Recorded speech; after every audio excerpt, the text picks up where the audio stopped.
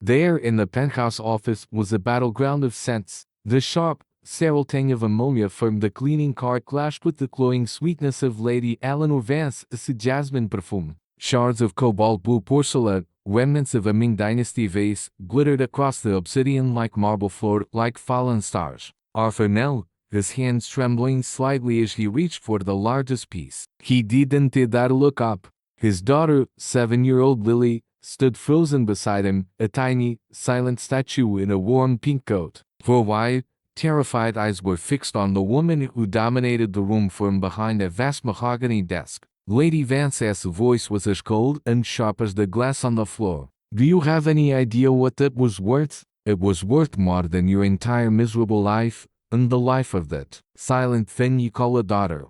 Her son, Julian, a boy of about 10 with a cruel smirk permanently etched onto his face, lounged in a leather armchair, kicking his feet idly. He hadn't said a word, but his eyes gleamed with a triumphant malice that chilled Arthur to the bone. Lily flinched, a small, almost imperceptible movement. A single, perfect tear traced a path down your cheek. Arthur's entire world narrowed to that single tear. He wanted to scream, to rage, to shield her from the venom in the air, but he was a cleaner, an invisible man. His power was limited to a douche-pen and a bottle of spray. He swallowed the fire in his throat. Lady Vance leaned forward, her voice dropping to a low, menacing hiss that cut deeper than any shout. "I'll have you in this, child, out on the street by morning. Not pick up every last piece." The fluorescent lights of the service corridors in Vance Tower omitted the monotonous, soul-crushing tune. This was Arthur's world, a labyrinth of grey concrete, scuffed linoleum, and the perpetual smell of bleach. For 3 years he had pushed his cart through these hidden arteries of power, polishing the floors upon which titans of finance walk, emptying the bins where their half-eaten gourmet lunches were discarded, and scrubbing the toilets they used without a second thought. He was a ghost in a blue uniform, a necessary but utterly unseen part of the machine. His colleagues, a weary brigade of men and women from every corner of the globe, spoke in hushed tones, sharing stories of sick children and rising rents, their faces etched with the same quiet exhaustion that Arthur felt deep in his bones. London was a city of dazzling heights and crushing depths, and he lived firmly in the latter. His small council flat in Zone 4 was a world away from the gleaming spire of Vance Tower in Canary Wharf. It was home, but a home haunted by the ghost of his wife, and amplified by the silence of his daughter. Lily hadn't spoken a word since the accident that had taken her mother 2 years prior. The doctors called it selective mutismo, a fortress of silence built by trauma. Her silence was Arthur's constant, aching companion, a daily reminder of all he had lost and all he had to protect. Because he called in to afford consistent after-school care, Lily often spent the last hour of his shift with him. She would sit quietly in a disused storage closet on the 35th floor, a tiny room filled with obsolete computer monitors and boxes of forgotten files. She had a book of fairy tales and a small, one-eyed teddy bear named Patches. It was their secret. He knew it was against the rules, a sacable offense, but the alternative, leaving her home alone, was unthinkable. He did check on her every 15 minutes, his heart a frantic drum against his ribs until he saw her small face, illuminated by the dim safety light, lost in a world of enchanted forests and brave princesses. She was a good girl, quiet, observant, and gentle. She would never touch anything, never cause a fuss. She knew, with an instinct that broke his heart, that their existence here was precarious. Her presence in the building was a fragile secret, one that could shatter their world as easily as a porcelain vase. The initial confrontation had been a blur of controlled panic. Lady Vance had unexpectedly returned to her office for the Forgotten Field, with her son Julian in tow. Arthur had been doing his final rounds, with Lily waiting for him just outside the main office door, holding Patches. Julian had seen her. A flicker of cruel interest had crossed his face. Arthur had tried to gently guide Lily away, but it was too late. Lady Vance's arrival was like a sudden drop in atmospheric pressure. Her eyes had swept over them, a flicker of distaste in her gaze, as if she found a particularly resilient piece of grime on her otherwise perfect floor. The days following the firing were a slow descent into a cold, quiet panic. The finality of Lady Vance's words echoed in his small fret, each syllable a hammer blow to his dwindling hope. Blacklisted, she had said. You'll be lucky to get a job sweeping leaves in the park. And it seemed she was a woman of her word. Every cleaning agency he called, every job application he submitted online, was met with a deafening silence or a polite but firm rejection. His name, it seemed, was now poison. The little savings he had began to evaporate, spent on rent, electricity, and the simple foods Lily would eat. He did sit at the small kitchen table late that night, lying after Lily was asleep, staring at the red-lettered bills piling up like a barricade between it and survival. The city outside, with its endless river of lights and money, felt more alien than ever. He would walk for hours during the day, really as a small hand in his, through parks and along the Thames, trying to project a calm he did not feel. He pointed out the red buses and the black cabs, the majestic lions in Trafalgar Square, all in a desperate attempt to keep the fear from his face, to keep her silent world from being invaded by his own anxieties. Lily, in her quiet way, seemed to understand. She would squeeze his hand, her large brown eyes watching him with a profound, unnerving wisdom. She didn't need words to see the weight pressing down on him. Her silence was no longer just a symptom of her trauma. It felt like a shared Buddha, a pact of quiet resilience against a world that had turned its back on them. One drizzly Tuesday, as they sheltered under the awning of a closed shop, Arthur remembered something. A detail from that awful afternoon. A small, dark dome mounted on the ceiling in the corridor outside Lady Vance's office. A security camera. The thought, at first, was a fleeting spark, but it quickly grew into a consuming fire. He had no proof, only his unshakable faith in his daughter. He knew Lily. He knew her gentle nature, the way she would cry if she accidentally stepped on a snail. The idea of her deliberately breaking something so valuable was absurd. But Julian, Arthur remembered the poetic smirk, the casual cruelty in his eyes. He had seen that look before on days when Julian would visit the office, deliberately kicking over a bin of rubbish Arthur had just emptied, accidentally spilling a sticky drink on the freshly mopped floor, all while his mother looked on with blind adoration. The camera was his only hope, a silent, impartial witness. But how could a man like him, a man with no resources and no voice, possibly gain access to footage from one of the most secure corporate buildings in London? The very idea felt like trying to scale the shard with his bare hands. The system was designed to protect people like Eleanor Vance, not to deliver justice to people like him. He felt a familiar despair creeping back in, cold and heavy. He looked down at Lily, who was carefully arranging a collection of fallen leaves into a pattern on the wet pavement. She was creating a small, beautiful thing in the middle of the gray, indifferent city. His resolve hardened. He was her father. If he called in to speak up for her, no one would. His first attempt was a predictable failure. He went to Vance Tower, dressed in his only suit, a slightly frayed but clean charity shop find. He asked to speak to the head of security.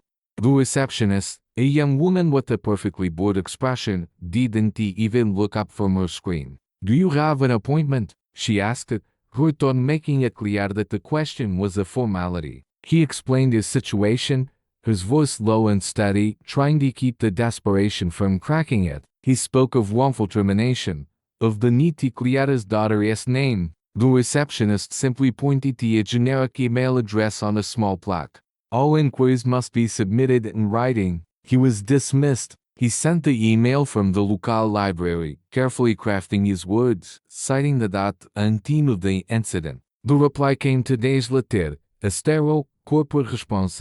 "We have reviewed your request. The matter is considered closed. We have no further comment." It was a dead end, a door slammed and bolted. Arthur felt the walls closing in. The money was nearly gone. The landlord had already sent a warning notice. The nights were the worst, filled with a silent, suffocating dread. He would be awake, listening to the hum of the city, feeling like he was drowning. It was in one of these dark, sleepless hours that another memory surfaced. It was from about 6 months ago. He had been cleaning the executive washrooms on the 48th floor, a piece of marble, polished chrome, and hushed reverence. He had found a wallet on the floor, a sleek, black leather thing, heavy with cash and a thick deck of credit cards. An intradermic card identified its owner, Mr. Davies, a senior executive. Arthur's first instinct had been to hand it to lost property, but he hesitated. He knew the stories. Things had a way of disappearing from there,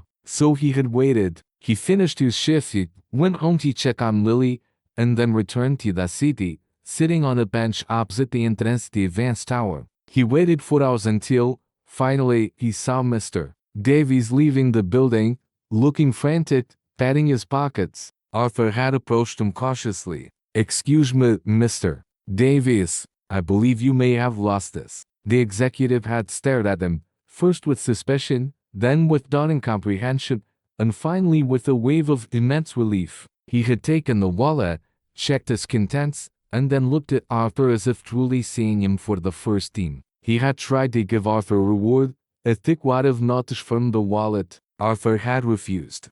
"I am just glad I could return it," he said, and walked away. He hadn't thought of it since, until now. Mr. Alistair Davies. Perhaps he was not a dead end, perhaps he was a key. It was a long shot, a desperate, foolish hope, but it was the only one he had left. He had to try. Finding Alistair Davies was another challenge. He was no longer just a name on an intradermic card, but a high-ranking executive shielded by layers of corporate bureaucracy. Arthur couldn't just walk into the building again. So he waited. For 2 days, he and Lily spent their time in a small coffee shop across the street from Vance Tower, nursing a single cup of tea for hours, watching the endless parade of suits. Arthur felt like a spy in a low-budget film, his heart pounding every time a police car drove past. On the 3rd day, he saw him. Davies was walking out of the building, engrossed in a phone call, a driver holding the door of a sleek black Jaguar open for him. It was now or never. Arthur took a deep breath, squeezed Lily's hand, and told her to wait. He crossed the street, his steps feeling both leaden and rushed. He positioned himself near the car, his hands clasped nervously. When Davies finished his call and moved to get into the car, Arthur stepped forward. "Mr. Davies, excuse me, sir." Davies looked up, his brow furrowed in annoyance at the interruption. Recognition did not come immediately. "Do I know you?" he asked, his tone clipped. "My name is Arthur. I used to work here, as a cleaner. I found your wallet a few months ago." The memory finally registered in Davies' eyes. The annoyance softened slightly, replaced by a flicker of curiosity. "Ah, yes, I remember. You are the honest man." Arthur's throat was dry. "I need your help, sir. I was fired. Unfairly. They said my daughter broke an expensive vase, but she didn't. There is a camera in the corridor that can prove it, but they won't let me see the footage." He tried to keep his voice even, to present the facts without the ragged edge of his desperation. Davies listened, his expression unreadable. The world of cleaners and broken vases was a million miles from his own reality of mergers and acquisitions. "Security footage is a sensitive matter," Davies said slowly. "It is a security and privacy issue." Arthur's hope faltered. It was the same corporate wall, just delivered in a mud-polished tunnel. "Please, sir," he whispered, the word catching in his throat. "My daughter. She hasn't spoken in 2 years. She is all I have. They are trying to ruin us over a leave. All I want is the truth." He hadn't meant to say so much, to expose the raw, painful heart of his struggle. He saw a subtle shift in Davies' eyes. Perhaps it was the mention of his daughter or the quiet dignity in Arthur's plea. The executive looked past Arthur, at the small girl waiting patiently on the other side of the street, clutching her one-eyed bear. He was silent for a long moment, the city's traffic roaring around them. Then he sighed. "I can't promise anything," he said, his voice low, "but I know a man. Head of security. His name is Robert McCall. Tell him Alistair Davies suggested he hear you out. It is the best I can do." He then slid into the car, and the door closed with a soft, expensive thud. The Jaguar pulled away, leaving Arthur standing on the pavement, the name Robert McCall echoing in his mind. It wasn't a guarantee, but it was more than he had just minutes before. It was a chance. The next morning, Arthur returned to Vance Tower. This time, when he approached the reception desk, he had a name. "I am here to see Robert McCall." Mr. Alistair Davies suggested I speak with him. The change was immediate. The bored expression on the receptionist's face was replaced by one of professional efficiency. She made a call, and a few minutes later, a large, stone-faced man in a sharp suit emerged from a left. McCall had the build of a former rugby player and eyes that seemed to assess every possible threat in a room. He led Arthur not to a sterile meeting room, but down to a sub-basement level, through a series of card-protected doors, into the building's security nerve center.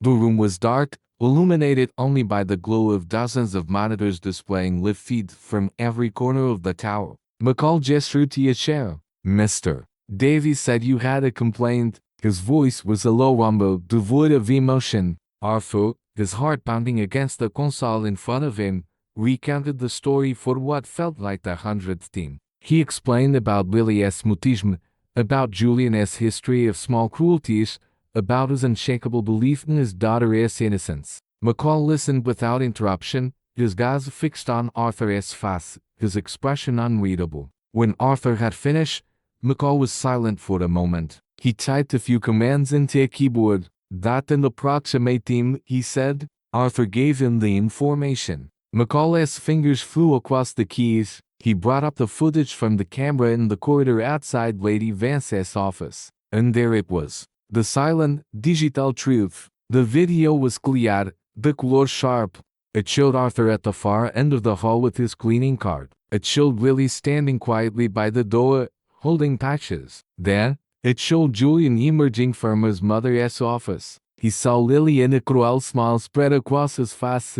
He walked not towards her, but towards the ornate pedestal by the wall. With a quick, deliberate glance down the empty corridor, he shoved the heavy porcelain vase. It tilted, teetered for a heart-stopping second, and then crashed to the marble floor in a silent explosion of blue fragments. Arthur felt a wave of nausea, but the worst was yet to come. The camera captured Julian picking up a large, sharp piece of the broken vase. He walked over to the terrified, frozen Lily. He grabbed her small hand, forced her fingers open, and pressed the shard into her palm before his mother's office door opened. He then backed away, his face a perfect mask of innocence, just as Lady Vance appeared. The entire sequence took less than 30 seconds. It was a masterpiece of calculated, sociopathic cruelty. Arthur stared at the screen, his breath catching in his chest. A hot, furious rage, unlike anything he had ever felt, surged through him. It was a clean, purifying fire that burned away all his fear and desperation.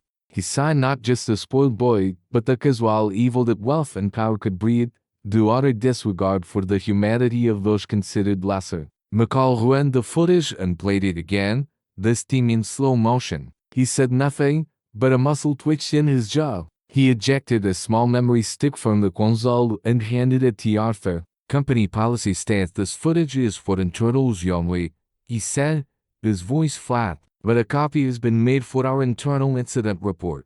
If the copy were to be misplaced, well, these things happen. His eyes met Arthur's, and for the first time, Arthur saw a flicker of something human in them. A hint of disgust, perhaps, or a quiet sense of justice. Thank you, Arthur said, his voice thick with emotion. He clutched the memory stick in his hand. It felt heavier than a block of gold. It was proof. It was his voice. It was Lily's vindication. He walked out of Vance Tower not as a dismissed cleaner, but as a man with a purpose. The memory stick in his pocket was a weapon, and he now had to decide how to use it. His first thought was to go to the police or to a lawyer, but he knew how that would play out. The Vances had a team of high-priced lawyers who could tie him up in legal knots for years, bury him in paperwork until he simply gave up. They would paint him as a disgruntled ex-employee seeking a payout. They would twist the narrative, and the truth would be lost in the process. Justice, he realized,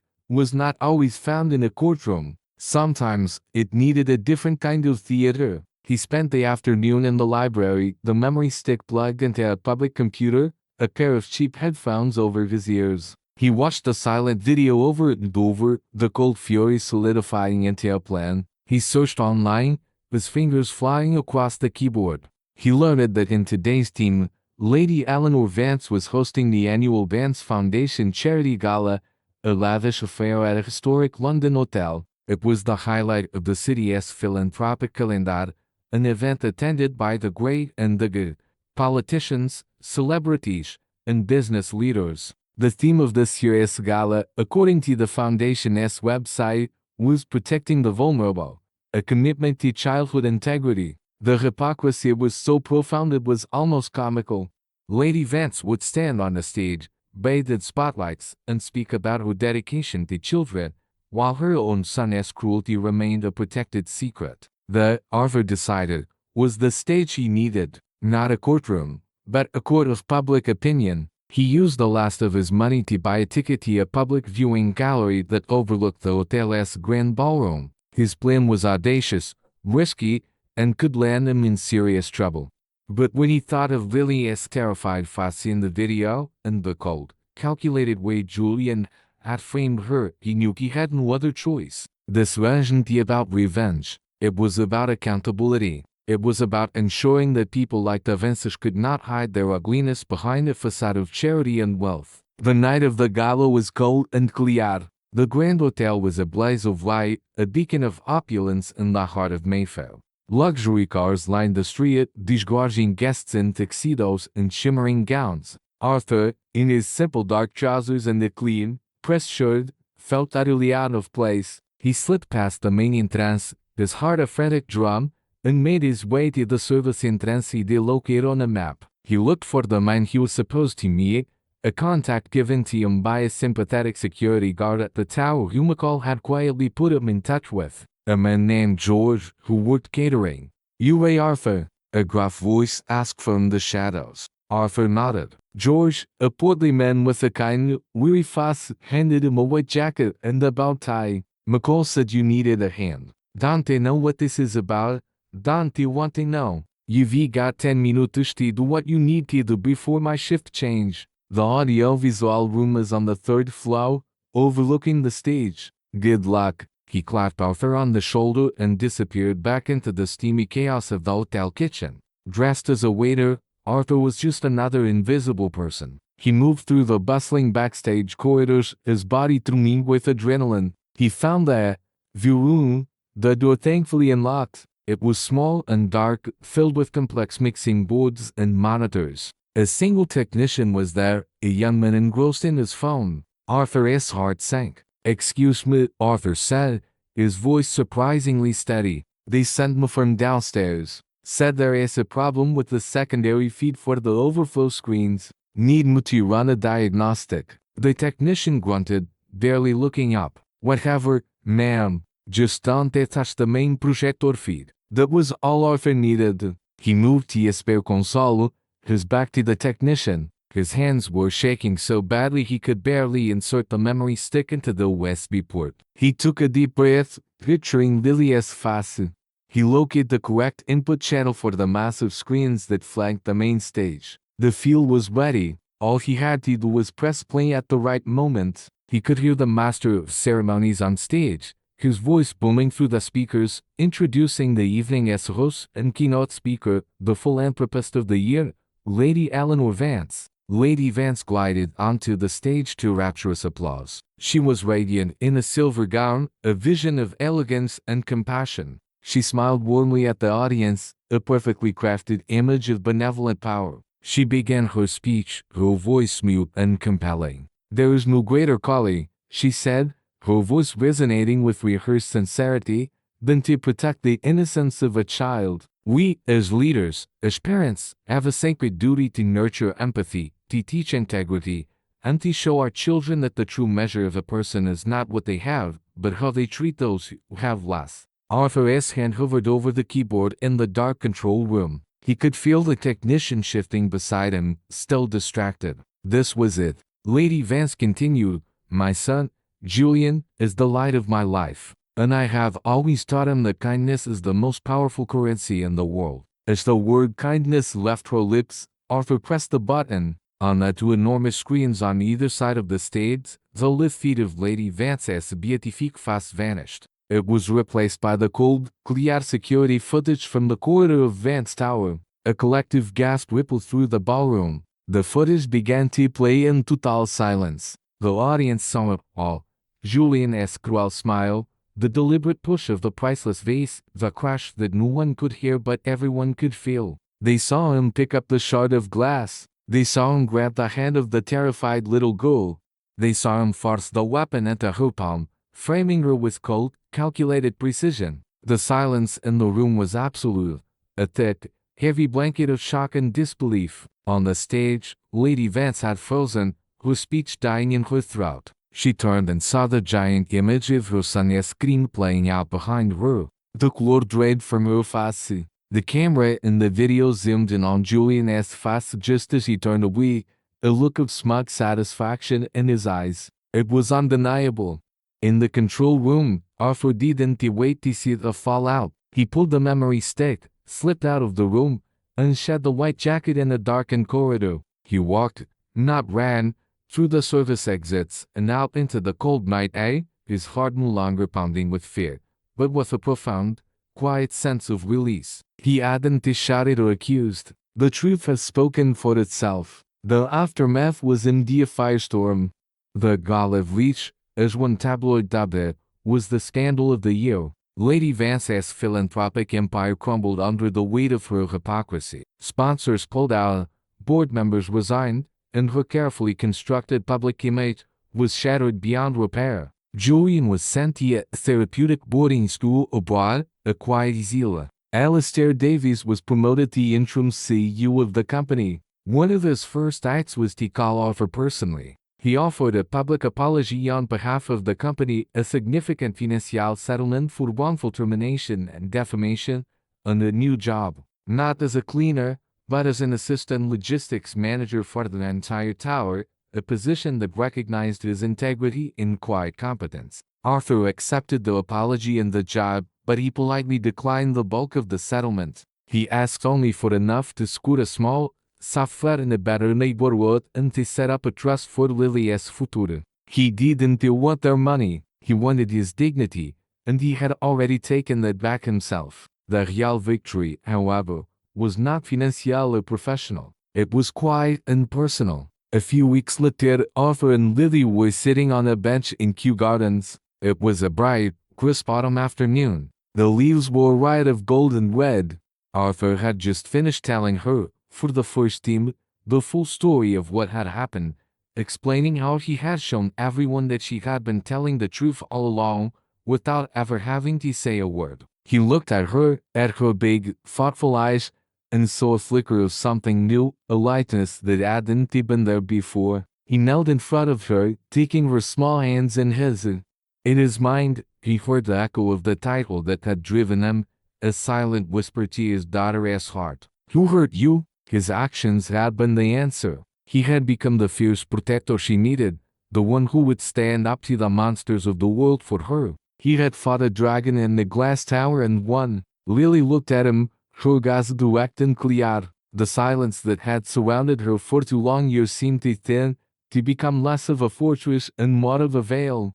She reached out and touched his cheek, her small fingers tracing the line of his jaw. A sound, small and fragile at first, formed on her lips. It was rusty from disuse, but it was there. Daddy, she whispered. The single word was more valuable than any mean vase, more powerful than any corporation. It was the sound of healing. It was the sound of home. Arthur pulled her into his arms, burying his face in her hair as tears of relief and joy finally streamed down his face. The world outside, with all its noise and fury, faded away. All that mattered was the small, precious weight of his daughter in his arms and the beautiful, miraculous sound of her voice. We all have moments when we feel invisible or unheard. Arthur's story is a reminder that integrity and the father's love can be the most powerful forces on earth. What part of his journey resonated with you the most? Let us know in the comments below, and don't forget to subscribe for more stories that touch the heart.